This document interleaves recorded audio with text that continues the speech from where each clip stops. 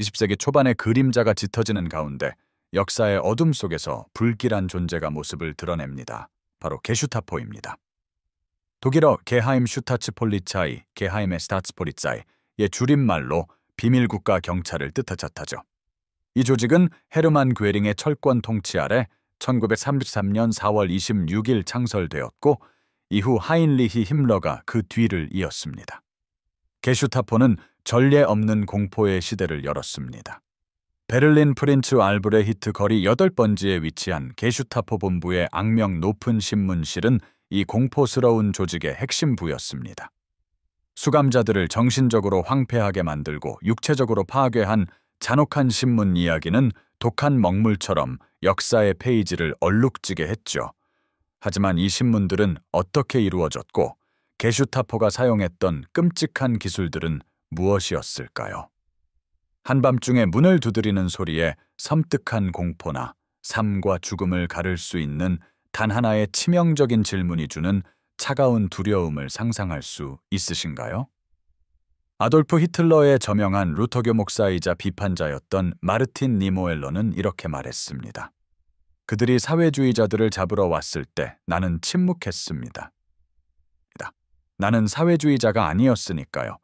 그리고 그들이 나를 잡으러 왔을 때 나를 위해 말해줄 사람은 아무도 남아있지 않았습니다. 이 소름 끼치는 인용문은 게슈타포의 공포 통치가 조장한 두려움과 고립감을 적절하게 요약해줍니다. 저희와 함께 게슈타포라는 어둠의 심장부를 파헤쳐 두려움과 잔혹성, 그리고 꺾이지 않는 통제의 층들을 벗겨내 보세요. 게슈타포의 등장과 임무 파헤치기. 게슈타포와 같은 수수께끼 같고 강력한 비밀 경찰 조직의 초기 역사를 밝혀내는 것은 음모와 두려움, 그리고 흔들리지 않는 권력욕으로 가득 찬 오랫동안 잊혔던 비밀 금고를 여는 것과 같습니다.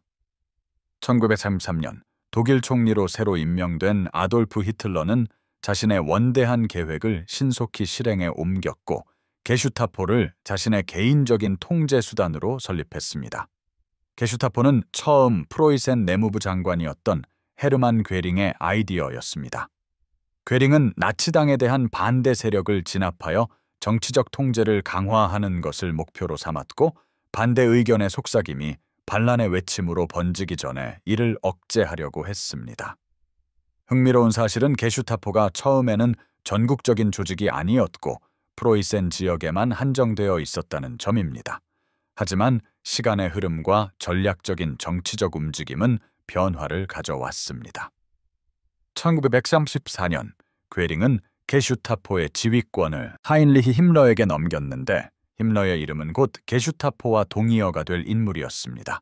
힘러의 지도 아래 그리고 히틀러의 승인으로 게슈타포는 그 영향력을 독일 전역으로 확장했습니다.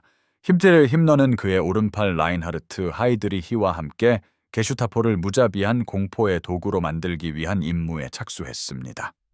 그들의 목표는 나치의 왜곡된 이념을 영속시키고 절대적인 수능을 보장하는 것이었습니다. 게슈타포는 사실상 법 위에 존재하는 막강한 권한을 부여받았습니다. 하이드리히가 한때 섬뜩하게 인용한 것처럼 경찰이 지도부의 뜻을 수행하는 한, 그것은 합법적으로 행동하는 것이다. 게슈타포의 규모에 대한 흥미로운 사실이 있습니다.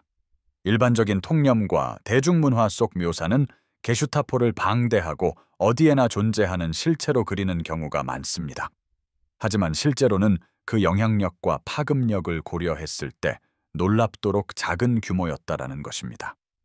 전성기에는 약 16천 명 정도의 요원만이 수백만 명의 국민을 통제하는 책임을 맡았던 것으로 추정됩니다. 하지만 그들의 힘은 숫자에서 나온 것이 아니라 그들이 조장한 공포 분위기에서 비롯되었습니다. 이것은 게슈타포라는 이름만 속삭여도 잠재적 반대 의견을 진압하기에 충분했던 전형적인 심리전 사례였습니다. 게슈타포의 관할권은 국가 업무를 훨씬 넘어 광범위했으며 독일 시민들의 사생활 깊숙이까지 그 촉수를 뻗쳤습니다. 의심스러운 이웃, 고발 편지, 심지어 우연히 들은 대화조차 게슈타포의 불청객 방문으로 이어질 수 있었습니다. 그들의 요원들은 영장 없이 체포하고 용의자들을 독방에 감금하며 끔찍한 방법으로 신문할 권한을 가졌습니다. 더욱이 그들은 행정 또는 사법당국의 어떤 감시도 받지 않고 사실상 무제한적인 권력으로 작동했습니다. 다음 10년 동안 게슈타포는 히틀러 정책의 실행에 결정적인 역할을 했습니다. 그것은 국가의 적이라고 조금이라도 간주되는 누구든 가차없이 추적하는 그림자 같고 끈질긴 기계였습니다. 여기에는 정치적 반대자, 유대인, 로마니족, 여호와의 증인, 그리고 아리안 이상에 부합하지 않는 모든 사람들이 포함되었습니다. 그들의 전술은 협박과 감시에서 구금에 이르렀고 궁극적으로 희생자들을 강제 수용소와 학살 수용소로 보내는 것이었습니다. 권력의 그림자, 게슈타포를 조종했던 인물들, 제3제국의 기치 아래. 게슈타포는 하인리히 힘러, 라인하르트 하이드리히, 하인리히 밀러라는 3명의 주요 인물에 의해 지휘되었습니다. 이 불경한 삼두 정치는 히틀러의 비밀 경찰이 보여준 잔혹성과 무자비함을 상징하게 되었고 역사에 지울 수 없는 상흔을 남겼습니다. 전직 양계업자였던 하인리히 힘러는 1934년 게슈타포의 지휘권을 잡았습니다. 1900년 10월 7일 뮌헨에서 태어난 힘러의 권력 상승은 꾸준하면서도 무자비했습니다. 게슈타포 재직 전에 힘러는 이미 히틀러의 개인 경호부대로 처음 설립된 SS 친위대를 이끌고 있었습니다. 힘러는 SS를 강력한 준군사 조직으로 변모시켰는데 이는 나중에 게슈타포의 영향력이 나치, 독일 전역으로 확장되는데 도움이 되었습니다. 힘러는 안경을 쓴 책벌레 같은 외모로 테러의 인물과는 거리가 멀어 보였습니다. 그러나 그는 히틀러의 최종 해결책을 실행하고 홀로코스트를 지휘하는데 핵심 인물이 되면서 나치 정권의 가장 어두운 잔악 행위들을 감독했습니다. 그리고 라인하르트 하이드리히가 있었는데 그는 히틀러에게 철의 심장을 가진 남자로 불리곤 했습니다. 1994년 할레에서 태어난 하이드리히는 처음에는 해군 장교였으나 1920년대 후반 힘러에 의해 초기 SS에 이끌려 들어왔습니다. 하이드리히의 무자비한 효율성은 그를 빠르게 승진시켰고 결국 1934년 게슈타포의 수장으로 임명되는 결과를 낳았습니다. 재능 있는 바이올린 연주자이자 유능한 선원이었던 하이드리히는 잔인한 만큼이나 교양 있는 인물이었습니다. 1941년 그는 반제회의를 주재하여 소름 끼치도록 관료적인 최종 해결책이 확정되었습니다. 하지만 하이드리히의 공포 통치는 1942년 영국 정보부의 훈련을 받은 체코슬로바키아 군인들의 암살 시도에 희생되면서 막을 내렸습니다. 마지막 핵심 인물인 하인리히 밀러는 게슈타포가 상징하는 익명의 얼굴 없는 공포의 구현체였습니다. 1900년 뮌헨에서 태어난 밀러는 게슈타포에 합류하기 전 제1차 세계대전 참전 용사이자 경찰 형사였습니다. 하이드리히 사망 후 그의 뒤를 이어 밀러는 제3제국이 몰락할 때까지 게슈타포를 이끌었습니다. 나치 조직 내 수많은 다른 밀러들과 구별하기 위해 게슈타포 밀러라는 별명이 붙었던 그는 미스터리에 쌓인 인물이었습니다. 그는 1945년 5월 1일 히틀러의 벙커에서 마지막으로 목격되었으며 전후 대대적인 수색에도 불구하고 그의 운명은 여전히 알려지지 않아 역사학자들을 계속해서 당혹스럽게 하는 실제 미스터리로 남아 있습니다. 이 세 인물은 배경이 서로 달랐지만 게슈타포를 국가 통제의 두려운 도구로 확립하기 위해 한마음으로 일했습니다. 그들은 무자비한 효율성, 총통에 대한 꺾이지 않는 복종, 그리고 인간 생명에 대한 소름 끼치는 무시를 가진 사람들이었습니다. 그들의 이름은 아돌프 히틀레어나 요제프 괴벨스만큼 즉각적인 인지도를 갖지 못할지라도 게슈타포에서의 그들의 역할은 제3제국의 교활한 의제를 실행하는 데 중요한 역할을 했습니다. 힘러 자신이 섬뜩하게 선언했듯이 우리는 항상 가장 높은 것을 선택하고 가장 낮은 것을 버려왔다. 우리는 평등의 개념에서 점점 더 멀어졌다. 통제의 거미줄, 게슈타포의 복잡한 조직망 파헤치기. 게슈타포의 복잡한 조직과 계층을 깊이 파고드는 것은 거대한 미궁을 탐색하는 것과 같으며 각 길은 더 깊은 통제와 권위의 층으로 이어집니다. 나치 독일의 광범위한 보안 장치의 용광로에서 탄생한 게슈타포의 무시무시함은 그 권력뿐만 아니라 복잡한 구조와 나치 정부의 다른 부서들과의 폭넓은 상호작용에도 있었습니다. 이 권력의 거미줄 정점에는 게슈타포의 독일 경찰청장이었던 하인리히 힘러가 앉아 있었고 그의 차가운 소나귀는 나치 조직의 모든 구석에 미쳤습니다. 힘러와 함께 다른 두 핵심 인물인 라인하르트 하이드리히와 하인리히 밀러는 이 조직에서 중요한 역할을 하며 철권 통치를 펼치고 게슈타포의 무시무시한 명성을 유지했습니다. 1936년 아돌프 히틀러의 법령은 게슈타포의 위상을 높여 독일 행정 관할권으로부터 독립시켰습니다. 이는 게슈타포가 법원의 심사나 어떤 형태의 법적 책임으로부터도 자유로웠음을 의미합니다. 이러한 무제한적인 권한은 그들이 일반적인 법 집행의 범위를 벗어나 활동할 수 있게 했습니다. 그들의 임무는 정치적 반대 세력 진압부터 인종위생에 이르기까지 폭넓게 걸쳐 있었는데 인종위생은 그들의 가장 잔혹한 행위 중 일부를 정당화하는 데 사용된 용어였습니다. 미궁 속으로 더 깊이 들어가 보면 게슈타포는 엠테르 부서와 그룹은 그룹으로 알려진 여러 부서로 나뉘어 있었고 각 부서는 특정 유형의 적을 전문으로 다루고 있음을 알 수 있습니다. 예를 들어 제4국은 유대인, 프리메이슨, 그리고 종교적 반대자들의 탄압과 절멸을 담당했습니다. 그 구조는 복잡하면서도 유연하여 게슈타포가 나치 정권에 대한 어떤 위협에도 신속하게 대응할 수 있도록 했습니다. 게슈타포 구조의 흥미로운 특징은 그들의 광범위하면서도 놀랍도록 작은 규모였습니다. 막대한 책임과 전국적인 영향력에도 불구하고 게슈타포는 상대적으로 간소한 조직을 가지고 있었습니다. 이러한 간소한 구성은 독일 제국 전역에 걸쳐 퍼져 있는 정보원 네트워크에 의존하게 했고 이웃을 서로 불신하게 만들고 공동체 내에 불신의 씨앗을 뿌렸습니다. 평범한 독일 시민은 의도치 않게 게슈타포의 거대한 조직망 속 톱니바퀴가 될 수 있었고 실제로 그런 경우가 많았습니다. 게다가 게슈타포는 나치 정부의 다른 부서들과도 긴밀하게 연결되어 있었습니다. 힘러 산하의 준군사 조직인 SS 친위대는 게슈타포와 공생관계를 맺고 있었습니다. SS가 추가적인 강제력 계층을 제공한 반면 게슈타포는 SS가 효과적으로 작동하는 데 필요한 정보를 제공했습니다. 마찬가지로 게슈타포는 제국보안본부 RSHA와도 긴밀한 관계를 유지하여 조정 작업을 용이하게 하고 나치가 제국 전역에서 자신들의 정책을 효율적으로 시행할 수 있도록 했습니다. 게슈타포가 최고 지도부에서부터 자신도 모르게 정보를 제공했던 시민들에 이르기까지 구축한 통제의 거미줄은 엄청난 권력과 두려움으로 이루어져 있었습니다. 이 조직의 모든 톱니바퀴는 알게 모르게 나치의 대의를 진전시켰고 억압과 테러의 분위기를 조성하는 데 기여했습니다. 게슈타포의 조직과 계층은 전체주의 정권이 권력과 통제를 유지하기 위해 어디까지 갈 수 있는지를 극명하게 상기시켜 줍니다.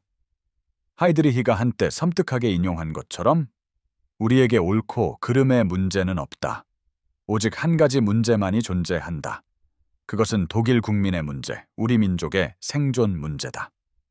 이 발언은 게슈타포 조직을 지배했던 핵심 신조를 반영하며 역사상 가장 악명 높은 비밀 경찰 조직 중 하나를 움직였던 사고방식을 불안하게 엿보게 합니다. 두려움의 그림자 속에서 게슈타포의 어두운 기술들을 파헤치다. 게슈타포 신문실의 섬뜩한 정적 속에서 수많은 영혼들이 정보를 캐내기 위한 그들의 끔찍한 방법에 시달렸습니다. 신문관의 부추 소리, 불길한 철문이 삐걱거리는 소리 하나하나가 다가올 고통의 말 없는 약속처럼 울려 퍼졌습니다. 이 잔혹한 방법들에 대한 논의는 게슈타포의 잔혹함이 얼마나 깊었는지 엿볼 수 있습니다. 게슈타포의 수단 중 심리적 위협은 그들이 가장 선호하는 도구 중 하나였습니다.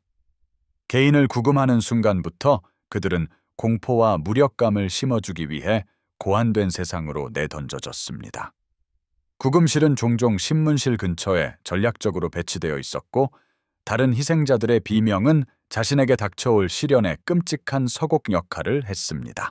이러한 심리전은 초대 게슈타포 수장이었던 루돌프 딜스의 발언에서 잘 드러납니다. 그는 한때 소름 끼치게도 육체적 고통을 가하는 것은 모든 사람의 일이 아니며 우리는 당연히 이 임무에 양심의 가책을 느끼지 않을 사람들을 모집하는 것을 매우 기쁘게 생각했다라고 말했습니다.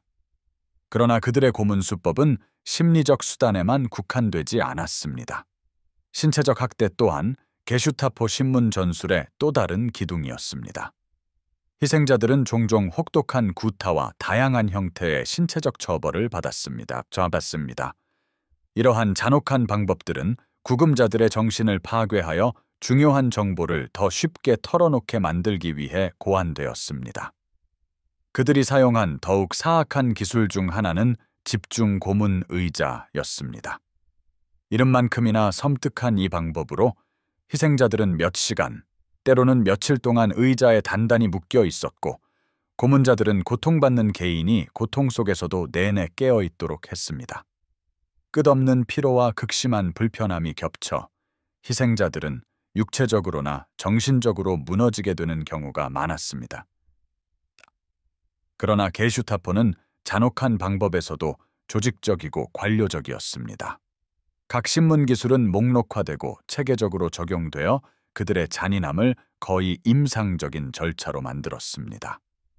예를 들어 베르샤르프테 페르네뭉, 버샤프테 페네뭉, 즉 강화신문은 물고문과 굶주림 고문과 같은 소름 끼치는 관행을 포함하는 승인된 방법이었습니다. 특히 게슈타포의 방법은 항상 순전히 신체적이거나 심리적이지는 않았습니다. 빈티치니더. 많은 구금자들은 사랑하는 사람들을 위협하여 협력을 강요받았습니다.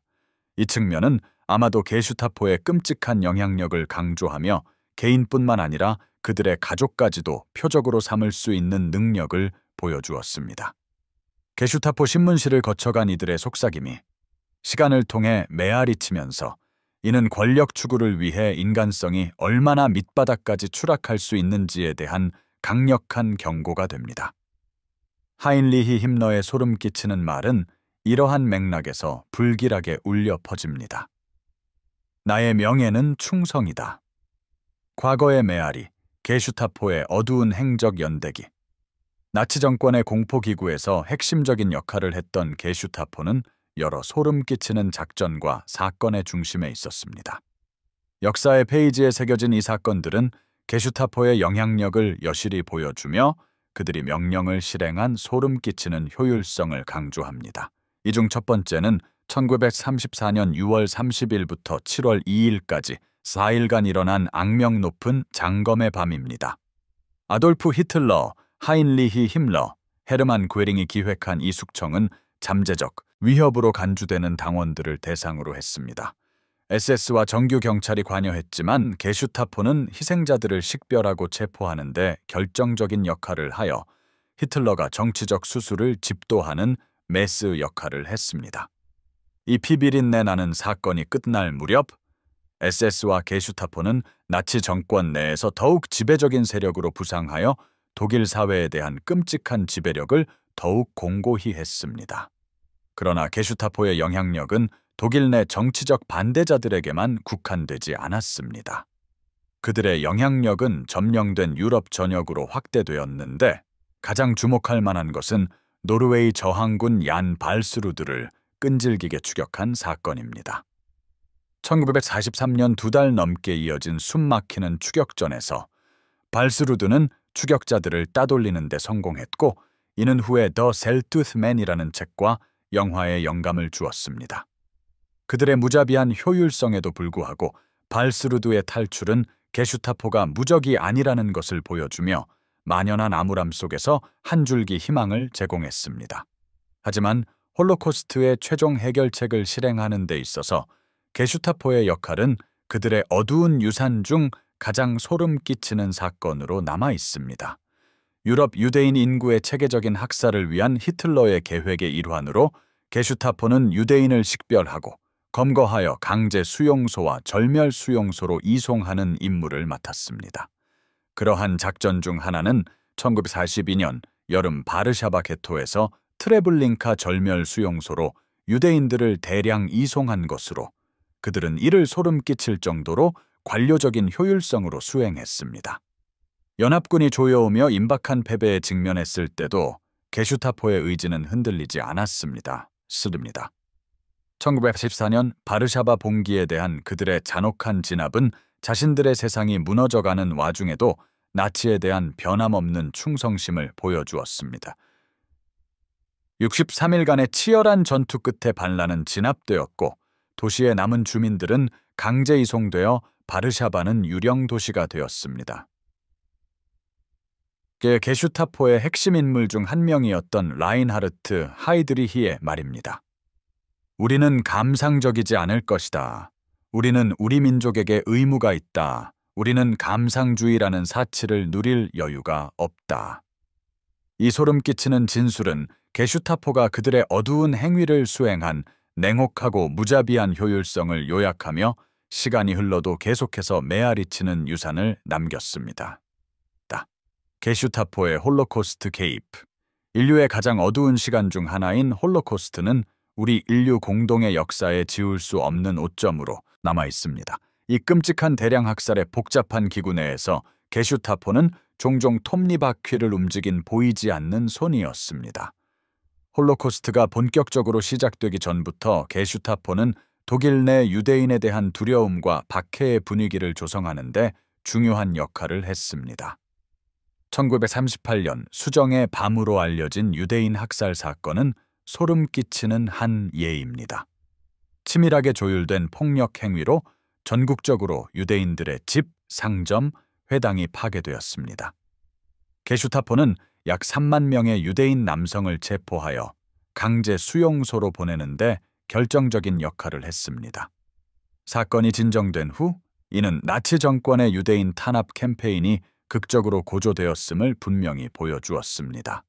그러나 홀로코스트 기간 동안 600만 명의 유대인이 체계적으로 살해야 된 사건은 게슈타포의 역할이 더욱 두드러졌습니다. 홀로코스트의 설계자 중 한 명인 아돌프 아이히만이 언급했듯이 게슈타포는 유대인의 물리적인 절멸에 핵심적인 역할을 했습니다. 그들의 임무는 유대인의 식별과 체포부터 절멸 수용소로의 이송에 이르기까지 다방면에 걸쳐 있었습니다.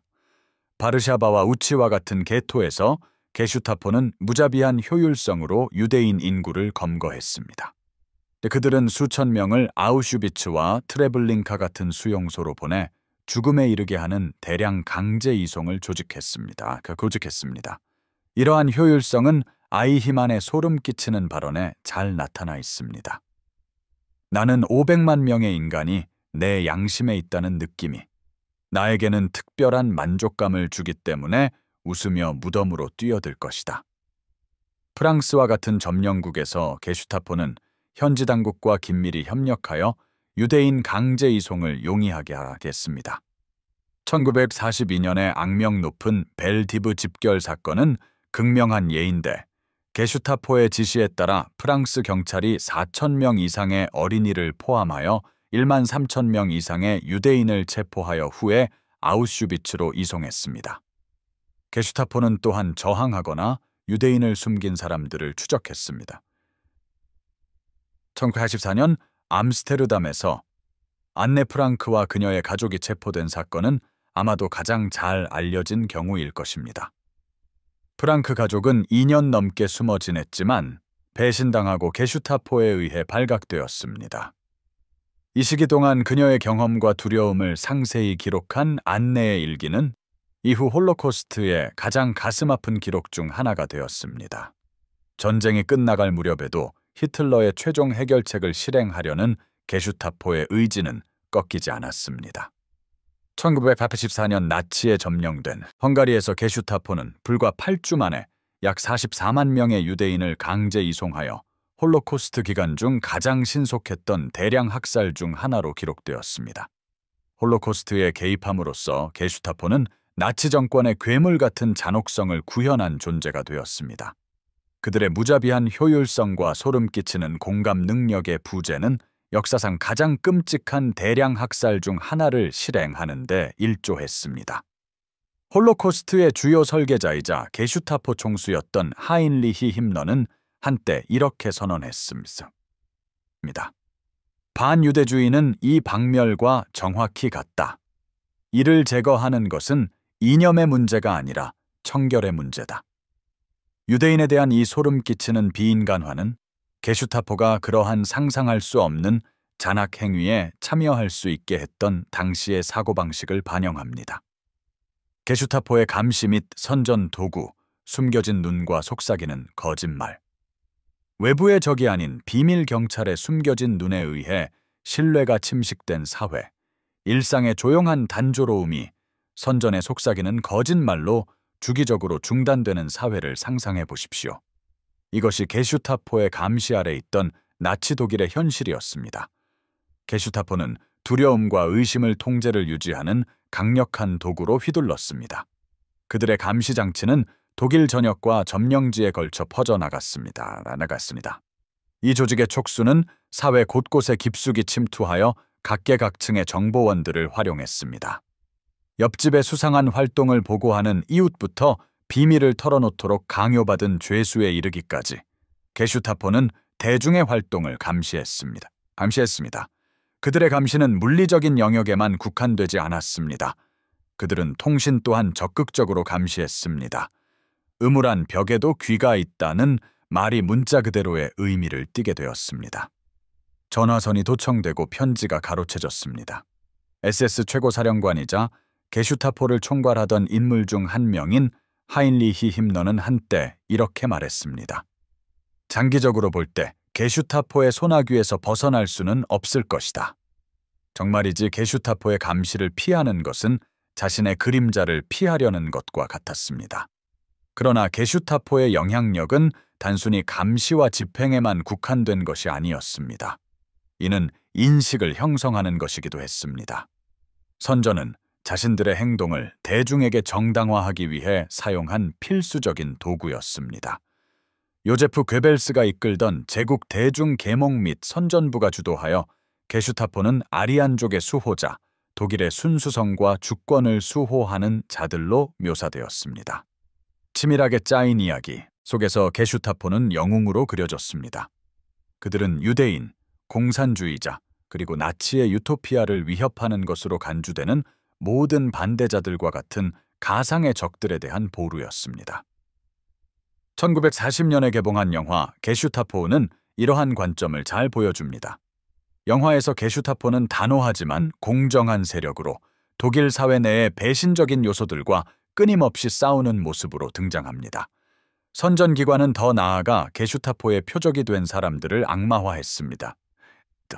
유대인들은 비인간적으로 취급되며 독일 민족 순수성에 대한 위협으로 낙인 찍혔고, 공산주의자들은 국가에 대항하는 교활한 방해 공작권들로 묘사되었습니다. 이러한 이야기들은 게슈타포의 잔혹한 전술이 단순히 용인되는 것을 넘어 제국의 생존을 위해 필수적인 것으로 여겨지는 환경을 만들었습니다. 특히 효과적인 도구 중 하나는 게슈타포에 보내는 편지 캠페인이었습니다.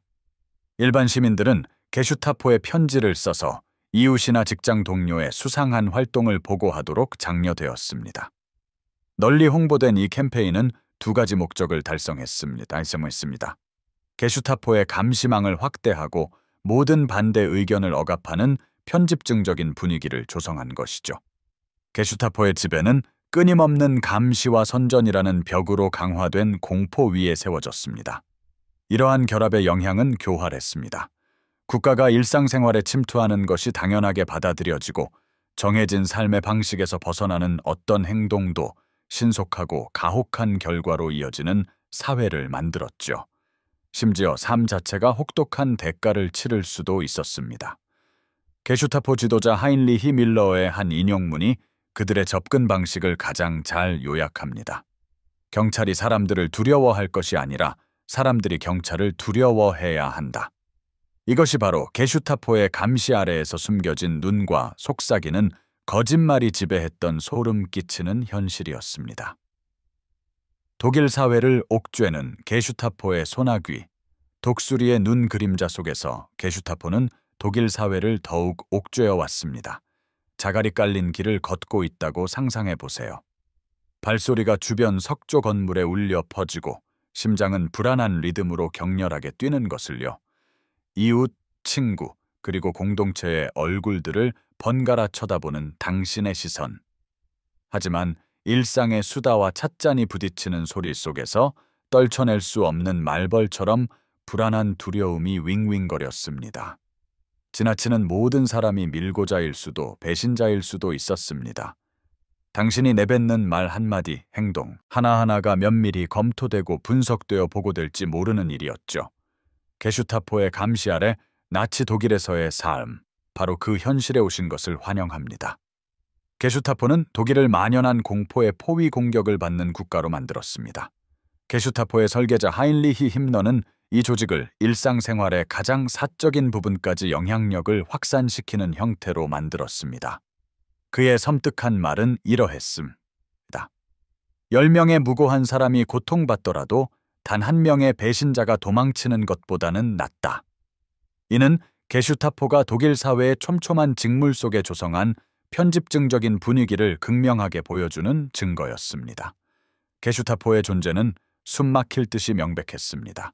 밀고자들은 공동체에 침투하여 이웃을 이웃에게 대적하게 만들었고 심지어 가족마저 갈라놓았습니다. 유고슬라비아 출신인 호치크, 에차야 오지크, 가족의 악명 높은 사례가 있습니다. 그들은 독일에서 평화롭게 살고 있었지만 1942년 신원 미상의 밀고자의 제보로 아버지가 체포되었습니다. 아버지를 찾으려는 가족의 노력은 허사였고 당국으로부터는 모호한 답변만 돌아왔습니다. 이 섬뜩한 실종은 주변 사람들의 마음에 공포를 심어주었고 게슈타포의 손길이 어디까지 닿을 수 있는지 극명하게 일깨워 주었습니다. 공포만이 유일한 결과는 아니었습니다. 게슈타포의 옥죄는 힘은 사람들이 변화하는 사회 규범과 행동에 적응하도록 강요하는 환경을 조성했습니다. 사생활은 사라진 사치였고 신뢰는 희미해진 기억이었습니다.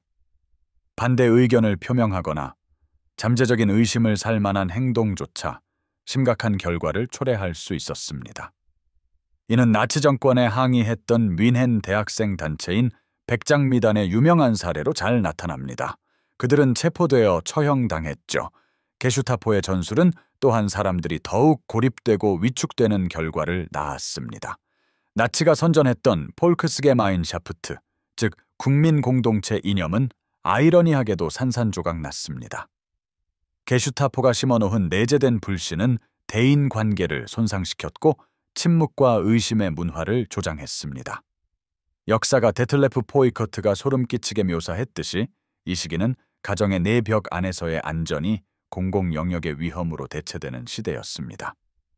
하지만 공포의 장막 속에서도 일부 사람들은 억압적인 정권에 맞서 작은 저항을 통해 방법을 모색했습니다.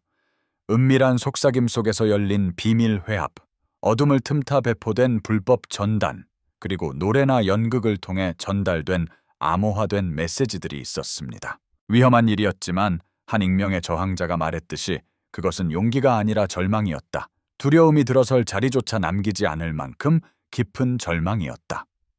이런 환경 속에서도 삶은 독수리의 눈 그림자 아래에서 계속되었습니다.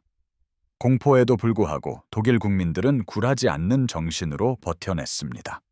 그들은 매일 앞으로 나아갔고 이는 강력한 게슈타포 앞에서도 꺾이지 않는 그들의 회복력과 저항 정신을 증명하는 것이었습니다. 작가 존 르 카레가 언젠가 말했듯이 어떤 순간들은 너무나 많은 것들로 이루어져 있어 그것이 일어나는 순간에는 온전히 살아낼 수 없다. 게슈타포 아래에서의 삶이 바로 그런 순간이었으며 그 진정한 무게는 아마도 뒤늦게서야 온전히 이해될 수 있을 것입니다. 독일 국경 너머 게슈타포의 영향력. 철권의 망령은 독일 국경 너머까지 게슈타포의 영향력을 규정했습니다.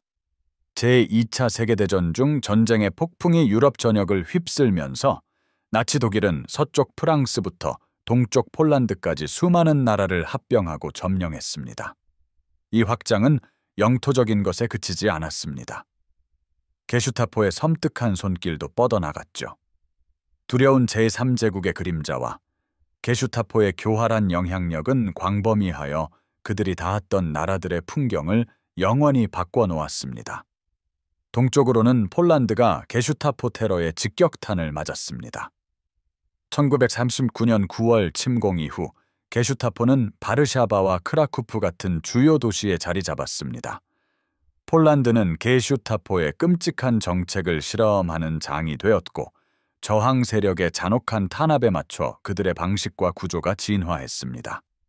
중요한 예시로는 폴란드 팔미리 마을의 비극적인 이야기가 있습니다. 1939년 12월부터 이곳에서 저항 활동에 연루된 것으로 의심되는 수백 명의 폴란드인들이 게슈타포에 의해 처형되었습니다. 마을 근처 숲에 있는 그들의 마지막 안식처는 게슈타포의 무자비한 수법을 섬뜩하게 일깨워주는 증거로 남아 있습니다. 서쪽으로는 1940년 프랑스 점령 이후 게슈타포의 강력한 압박을 느꼈습니다. 비치 도시 파리는 그들의 감시 아래 빛을 잃었습니다. 게슈타포의 무자비한 저항군 추적은 1942년 7월 악명 높은 벨로드롬 디베르 검거 작전과 같은 사건으로 이어졌습니다. 이 작전에서 수천 명의 유대인이 체포되어 나중에 학살 수용소로 이송되었습니다. 이러한 행동들은 프랑스 국민들 사이에 불안감을 조성했고 군화 소리의 메아리는 날이 갈수록 커져갔습니다. 게슈타포는 1940년 4월 노르웨이 점령 이후에도 그 장악력을 강화했습니다. 이 나라의 험준한 지형은 저항군들에게 완벽한 은신처를 제공했고 이는 게슈타포에게는 독특한 도전이었습니다. 제안 바알스루디가 그러한 인물 중 한 명입니다. 그는 1943년 혹독한 북극 겨울 동안 2달이 넘는 힘든 기간 동안 게슈타포를 피해 다녔고 이는 노르웨이 전설이 되었습니다. 심리자. 게슈타포의 끈질긴 추격에도 불구하고 바알스루드가 살아남은 것은 노르웨이의 불굴의 정신을 상징했습니다. 남쪽 체코슬로바키아에서도 게슈타포의 존재는 마찬가지로 강력했습니다. 보헤미아 모라비아 보호령의 총독 대행이자 홀로코스트의 주요 설계자였던 라인하르트 하이드리치. 암살 사건은 심각한 보복으로 이어졌습니다. 리디체와 레자키. 마을은 게슈타포가 기획한 끔찍한 보복 행위로 인해 잿더미가 되고 주민들은 살해되거나 강제 수용소로 보내졌습니다. 이 잔혹한 행위는 반대 세력을 탄압하는 게슈타포의 무자비한 방식이 어느 정도였는지 보여주는 암울한 증거가 되었습니다. 이러한 공포와 용기, 탄압과 저항의 이야기들은 전쟁 기간 동안 점령지에서 게슈타포의 서사를 이룹니다. 마치 망령처럼 그들의 존재는 점령된 유럽의 모든 곳에 도사리고 있었고 그들의 철권 통치는 역사의 표면에 영원한 상처를 남겼습니다. 하지만 황폐함 속에서도 그들이 촉발한 저항 정신은 인간의 불굴의 정신을 상징하게 되었습니다. 8mm 숲 기념비에 새겨진 문구처럼 우리는 인간에 불과했지만 그 이상이었고 공포는 우리를 노예로 만들지 못했다.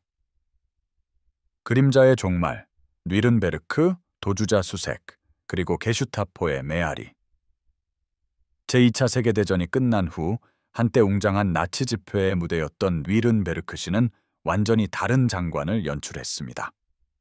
1945년 11월 시작된 뉘른베르크 재판은 전쟁 기간 동안 저질러진 잔악 행위들을 인류가 심판하려는 시도였습니다.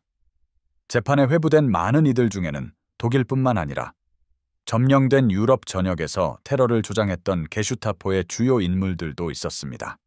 게슈타포의 섬뜩한 설계자 하인리히 힘러의 이름은 재판 내내 크게 드리워졌습니다. 그러나 그는 1945년 5월 스스로 목숨을 끊어 정의의 심판을 피했습니다. 하지만 전쟁에서 살아남은 최고위 SS 지도자 에른스트 칼텐브루너 ernst 칼텐브루너와 같은 다른 인물들은 재판에 참석했습니다. 잔혹한 통치로 악명 높았던 칼텐브루너는 반인륜적 범죄로 기소되어 교수형을 선고받았습니다. 이 판결은 게슈타포가 남긴 상처를 진정으로 지울 수는 없었지만 심판의 순간이자 일종의 종결을 상징했습니다. 그러나 뉘른베르크 재판은 정의를 향한 추적의 시작일 뿐이었습니다. 전후 도주한 게슈타포 장교들은 국제적인 추적의 대상이 되었습니다. 리옹의 도살자로 악명 높은 클라우스 바르비, 클라우스 바비와 같은 인물들은 즉각적인 체포를 피하는 데 성공했습니다. 바르비는 수천 명의 유대인을 리옹에서 학살 수용소로 이송하는 것을 감독하며 그 섬뜩한 별명을 얻었습니다. 쥐의 길, 렛라인스과 같은 네트워크의 도움으로 그는 자신의 범죄로부터 멀리 떨어진 남아메리카에서 피난처를 찾았습니다. 그의 도피는 게슈타포의 손길이 광범위하게 뻗어 있었다는 씁쓸한 상기였습니다. 하지만 세월은 그 누구도 기다려주지 않았고 결국 1983년 볼리비아에서 정의가 바르비를 따라잡았습니다. 그 후 프랑스에서 열린 그의 재판은 게슈타포의 유산을 다루는 또 다른 이정표가 되었습니다. 이 전후 서사에 새겨진 또 다른 인물은 최종 해결책의 물류총책 아돌프 아이히만이었습니다.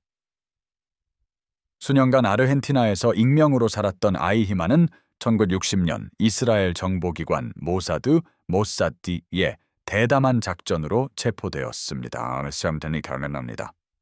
전 세계에 반경된 예루살렘에서의 그의 재판은 홀로코스트의 체계적인 기계, 즉 게슈타포가 중요한 부분이었던 그 기계를 섬뜩하게 상기시키는 것이었습니다. 독일에서는 이러한 역사적 부담이 과거사 극복, 베르간겐하이츠베벨티공, 어유로 알려진 국가의 과거에 대한 심오한 재검토로 나타났습니다. 민주적인 독일 연방공화국은 최근에 끔찍한 과거와 거리를 두었지만 초기 정부 조직의 전직 게슈타포 장교들이 존재했다는 사실은 논란의 여지가 있었습니다. 과거와의 이러한 투쟁은 게슈타포가 독일 사회에 미쳤던 심대한 영향력을 반영하는 것이었습니다. 다른 공포의 선구자들 속 게슈타포, 어두운 그림자 속에서 게슈타포는 다른 공포의 전령들과 어깨를 나란히 합니다. 역사의 암울한 극장 속에서 게슈타포는 다른 악명 높은 비밀 경찰들과 어깨를 나란히 하고 서 있습니다. 그들의 섬뜩한 명성은 불멸이 되어 수십 년이 지난 지금까지도 긴 그림자를 드리우고 있습니다. 그러한 조직들 중 세 가지가 두드러집니다. KGB, 슈타지, 에스타시, 그리고 헌병대, 캠페이타이입니다. 각기 다른 국가와 시대에 활동했음에도 불구하고 이 모든 조직들은 공포를 조장하는 존재라는 불편한 공통점을 가지고 있었습니다. 흔히 KGB로 알려진 코미테트, 고수다르스트벤노이 베조파스노스티는 1954년부터 1991년 해체될 때까지 소련의 주요 보안 기관이었습니다. KGB와 게슈타포는 사회 곳곳에 스며들어 평범한 사람들의 마음에 공포와 불안감을 심어줬다는 공통점을 가지고 있었죠. 이 두 조직은 막강한 권한을 가졌고 감시 또한 거의 받지 않아 자국민에게 가혹한 조치를 취할 수 있었습니다. 용감한 반체제 인사이자 수용소 군도의 작가인 알렉산드르 솔제니친의 이야기는 KGB의 무자비한 효율성을 보여줍니다. 솔제니친은 소련 정권에 대한 비판적인 견해 때문에 KGB의 끊임없는 감시와 탄압을 받았고 결국 1974년 소련에서 추방당했습니다. 그의 경험은 나치 이데올로기에 저항하다. 게슈타포의 추적을 받은 수많은 사람들의 경험과 비슷했습니다. 전후 동독에서는 슈타지, 즉 슈타지 국가보안부가 게슈타포와 비슷한 역할을 수행했습니다. 1950년에 설립되어 1989년까지 활동했던 슈타지의 비할 데 없는 국내 감시 시스템 때문에 독일 시민들은 국가의 끊임없는 감시 아래 살 수밖에 없었죠. 하지만 게슈타포의 폭력적이고 공개적인 방식과는 달리 슈타지는 종종 심리전을 사용했는데 체르제퉁 셀세퉁이라는 심리적 안녕을 훼손하는 방법을 사용했습니다. 슈타즈 요원 귄터 기욤이 서독 총리 빌리 브란트의 최측근에 침투했고 이 스파이 활동이 발각되자 브란트 총리의 사임으로 이어졌다고 합니다. 동아시아로 시선을 돌려보면 1881년부터 1945년까지 일본 제국 육군의 헌병대였던 겐페이타이를 발견할 수 있습니다.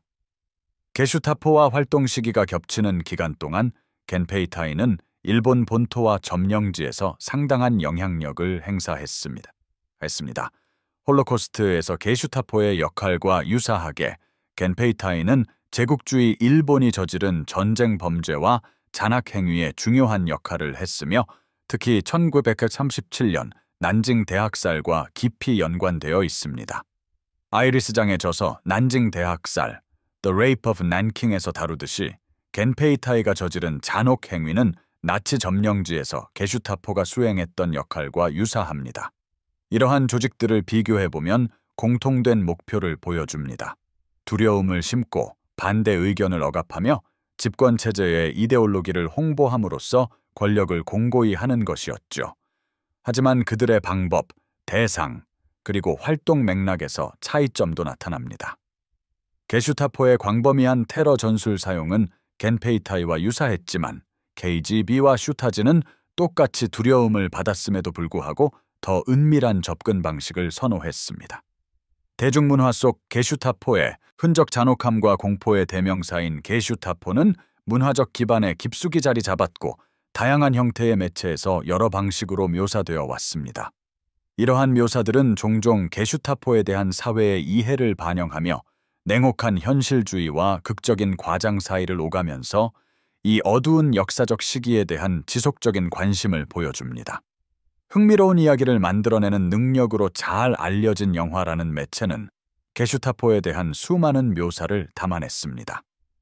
대표적인 예로는 스티븐 스필버그의 1993년 상징적인 영화 쉰들러 리스트, 쉰들러스 리스트가 있습니다. 랄프 파인즈가 연기한 아몬 괴테는 잔혹한 SS 장교로, 엄밀히 말해 게슈타포 장교는 아니지만 게슈타포와 흔히 연관되는 무자비하고 냉혈한 성격을 구현합니다. 스필버그의 영화는 나치 장교들과 그들의 행동이 심어준 공포를 소름 끼치게 묘사합니다. 동시에 다른 영화적 묘사들은 더 극적이고 선정적인 방향으로 기울어져 이야기의 흥미를 위해 역사적 정확성을 희생하는 경우가 많았습니다. 일례로 쿠엔틴 타란티노의 2009년 영화 바스터즈, 거친 녀석들, 인글로리어스 바스터즈에서 크리스토프 왈츠가 연기한 능글맞으면서도 섬뜩한 한스 란다 대령으로 상징되는 게슈타포는 거의 연극적인 악인의 모습이 됩니다. 여기에서 게슈타포는 역사적 진실의 반영이 아니라 공포와 억압의 상징, 즉 악의 영화적 구현체로 그려집니다. 문학에서도 게슈타포는 수많은 이야기에 그 자리를 찾았습니다. 어떤 것은 진실에 기반을 두고 어떤 것은 상상력에서 비롯되었죠. 예를 들어 존 르카레의 1963년 소설 추운 나라에서 돌아온 스파이, The Spy Who Came In From the Cold는 복잡한 첩보와 방첩의 그물을 묘사하며 게슈타포가 이야기의 중요한 배경을 이룹니다. 이 묘사에서 게슈타포는 냉전 시대 스파이 활동의 암울한 현실에 대한 더 큰 이야기의 일부가 됩니다. 음악 또한 게슈타포의 영향에서 자유롭지 않았습니다. 펑크 밴드 데드 케네디스는 1979년 당시 캘리포니아 주지사 제리 브라운을 비판하는 곡 캘리포니아 유버 알레스를 발표했습니다. 이 노래의 가사는 게슈타포와 같은 국가의 모습을 그려내며 게슈타포가 어떻게 억압적인 정부 권력의 상징이 되었는지 보여줍니다. 더 나아가 울펜슈타인 시리즈와 같은 비디오 게임에서 게슈타포는 강력하고 종종 과장된 적군으로 묘사됩니다. 이 게임들은 게슈타포의 악명 높은 잔혹성을 강조하는 동시에 공상과학 및 판타지 요소를 더합니다. 다양한 매체에서 게슈타포가 계속해서 묘사되는 이유는 복합적입니다. 한 가지 이유는 게슈타포가 국가가 통제하는 테러의 강력한 이미지를 구현하며 유용한 서사적 장치, 즉 명확한 악의 상징으로 기능한다는 것입니다. 게슈타포의 행동은 또한 저항과 생존에 대한 매력적인 이야기를 제공하며 청중에게 깊이 공감할 수 있는 서사를 제공합니다. 이 어둠 속 여정에 막을 내리면서 우리는 게슈타포의 유산이 남긴 소름 끼치는 잔재를 되돌아봅니다. 그들의 잊히지 않는 행동은 시간을 넘어 계속해서 파급되며 우리 집단 의식의 연대기에 울려 퍼지고 심오한 악과 용감한 회복력이라는 인류의 양면적인 능력을 상기시킵니다. 점령지의 적막한 복도에서부터 대중문화의 활기찬 무대에 이르기까지 게슈타포는 자신들의 흔적을 깊이 새겼습니다. 게슈타포의 공포 통치를 지휘한 하인리히 힘러 같은 인물들이나 그들의 공포 전략에 저항했던 용감한 저항자 소피숄 같은 개인들의 삶을 깊이 파고들면서 우리는 역사가 단순히 일련의 사건이 아니라 현재와 미래에 계속 영향을 미치는 얽히고 설킨 이야기들의 테피스트리라는 것을 깨닫게 됩니다. 게슈타포의 유산을 숙고하면서 우리는 철학자 조지 산타야나의 통찰력 있는 말인 과거를 기억하지 못하는 자들은 과거를 되풀이할 수밖에 없다는 것을 떠올리게 됩니다. 이는 역사의 지식, 심지어 가장 어두운 구석까지도 단순히 가치 있는 것을 넘어 필수적이라는 뼈아픈 교훈입니다. 우리가 다시 빛 속으로 걸어나갈 때 과거가 아무리 불안정하더라도 우리가 내일을 위해 엮는 이야기의 중요한 부분이라는 이해를 가지고 나아가야 합니다. 게슈타포의 메아리는 경고의 메시지 역할을 하며 이해, 공감, 그리고 정의 축으로 형성된 세상을 향해 나아가도록 우리에게 힘을 실어줍니다.